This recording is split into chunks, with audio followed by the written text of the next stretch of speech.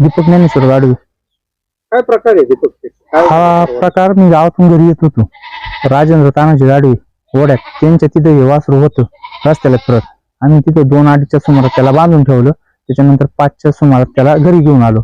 दुसरी 2 पानसरपटाच्या पाटावर होती ते वासर. त्याच्यातले एक जण पकडलं, एक जण नाही भेटला आम्हाला. ते काल आमच्या चुलत्यांनी त्यांच्या गोट्या होते, त्यांनी संगमनेरला गोशाळेत नेऊन पोस्ट केले. किती वासर आहेत? 3 होती, त्याच्यातले 2 आहे, एक नाही सापडलं. काय याच्यामध्ये काय असू शकतं? याच्यात शेतकऱ्यांनी याची आपले 600 रुपये जातात. 600 रुपये गाडी भाडं द्यायचं. ते जी गोशाळा आहे संगमनेरला तिथे ते सांभाळले जातात. शेतकऱ्यांनी असं करू नये एवढी आमची विनंती आहे प्रत्येक शेतकऱ्याला. आता 2 दिवस या वासरांचं संगोपन तुम्ही करता, हो. कशा प्रकारे केलेले काय होतं? याला मी शेजारून, आता माझ्याकडे म्हैस आहे, म्हशी दूध सहन नाही होत, शेजारून विकत दूध आणून त्याला रोज पाजतो. लिटर इथे तांबे. किती दिवसाची येते वासर? हे वासर 10-12 दिवसाचं पण नाही वासरू, 7 ते 8 दिवसाचं वासरू.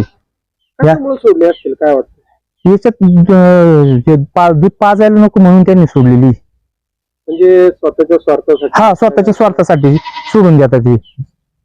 गाय वासराची पाठातून हा, स्वतःच्या स्वार्थासाठी केलेली आहे. जे दूध पितात नाही ते दूध त्यांच्या फायदेशीर व्हावं म्हणून चाललेले शेतकऱ्यांचं. पण प्रत्येक शेतकऱ्यांना कळकळीची विनंती आहे आमची, तर असं करू नका. ही वासर एकाच गायची आहेत का? नाही, ही आता किती गायची हे नाही सांगता यायचं. नक्की सोडलंय कुणी पाहिलेली नाही. 3 वासरं सोडली होती एका टायमाला. तुम्हाला कसं ते लक्षात आलं? ते आमच्या लक्षात आलं म्हणजे एकूण 2 गायवाल्याचं काम नाही सोडणारा. हा सोडणारा 10 ते 15 गायांवाला गोठ्यावाला असणार. एकूण 2 गायवाला 3 वासरं एका दिवशी सोडू शकत नाही. तुम्ही म्हटले पाटावर दिसली, हा. कोणाला दिसली, कसं झालं, काय झालं? हे पाटावरून रस्त्याने फिरत राजू गाडवेंच्या तिथे आली. दुसरे 2 पानसरपटात होते, ते एक सापडलं, एक काही सापडलं नाही आमच्या चुलत्यांना. त्यांनी काल त्यांचा पदर खर्चाने नेऊन संगमनेरला गोशाळेत सोडले. काय नाव होतं त्यांचं? स्वप्नील बाळासाहेब गाडवे.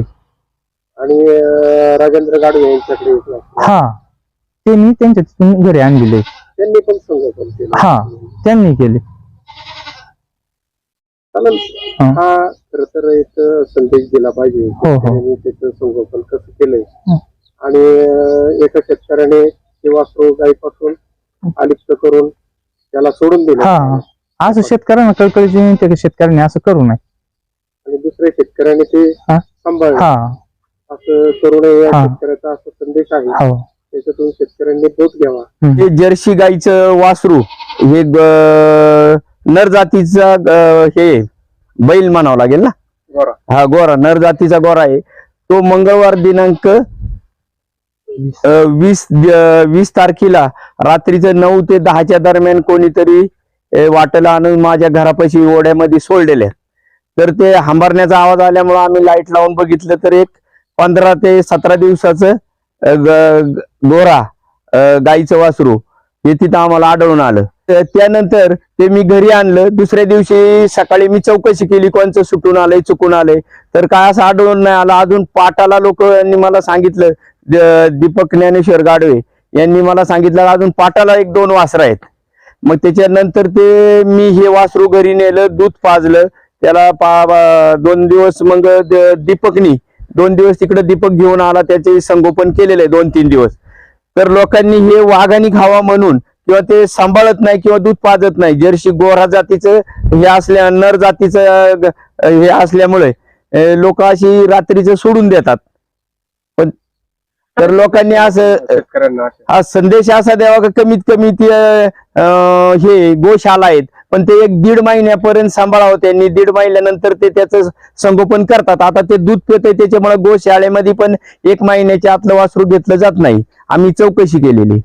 तर या भागात बिबटे फिरतात. हा, बिबटे फिरतात त्याच्यामुळं म्हणजे माणसावर पण हल्ला करायची शक्यता आहे. ते असे कोणत्या घराजवळ आणून सोडतात किंवा हे असं केलं नाही पाहिजे शेतकऱ्यांनी. ते पण शेतकरी आहेत ना, त्यांना पण सनातन धर्म पाळला पाहिजे. हिंदू धर्मच शक्यतो गाया पाळतोय, दुसरं कोण पाळत नाही. तर त्यांनी हे वागणं म्हणजे उचित नाही किंवा हिंदू धर्माला लाजवेल असं वागणं आहे त्यांचं. एवढा मोठा गावामध्ये कार्यक्रम चाललाय आणि त्या कार्यक्रमाच्या निमित्तानेच त्यांनी जर अशी वासरं सोडून दिली रस्त्याला, काय बोध घेतला पाहिजे? काय बोध घेतला पाहिजे? आता ही जी वासरं आहेत याचं तुम्ही नंतर काय करणार की याचं संगोपन करणार? आता ते संगमनेरला दीपकनी काहीतरी हे लावलेले आहे सेटिंग, म्हणजे त्यांनी फोन वगैरे ते सगळे जवळजवळ 90% कष्ट त्याचेच आहे बिचारायचे. त्यांनी ते फोन करतोय, तुम्हाला सुद्धा बोलायचं श्रेय त्यालाच मी देणार आहे.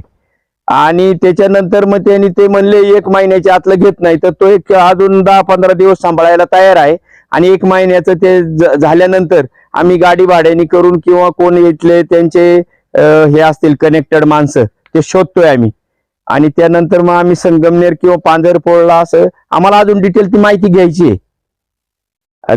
घेतल्यानंतर आम्ही त्याला कुठेतरी सोडणार, म्हणजे गोशालेमध्ये हे करू वर्ग करणार आहे.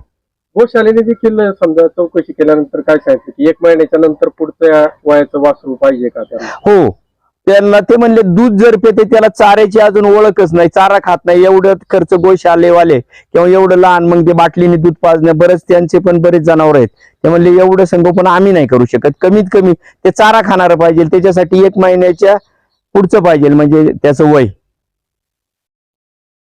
ठीक आहे, याच्यातून या बातमीतून नक्कीच गोशालावाल्यांना देखील संदेश आपण देऊ इच्छितो की हो, जर यदा कदाचित आणि मी पोलीस स्टेशनला पण कानावर घालणार आहे. आता ते काय दखल घेत, मी त्या दिवशी फोन केला होता आणि ते ठाणे अंमलदार म्हणले अहो हे पोलीस स्टेशन आहे. म्हणलं मी पोलीस स्टेशनलाच फोन केलेला आहे.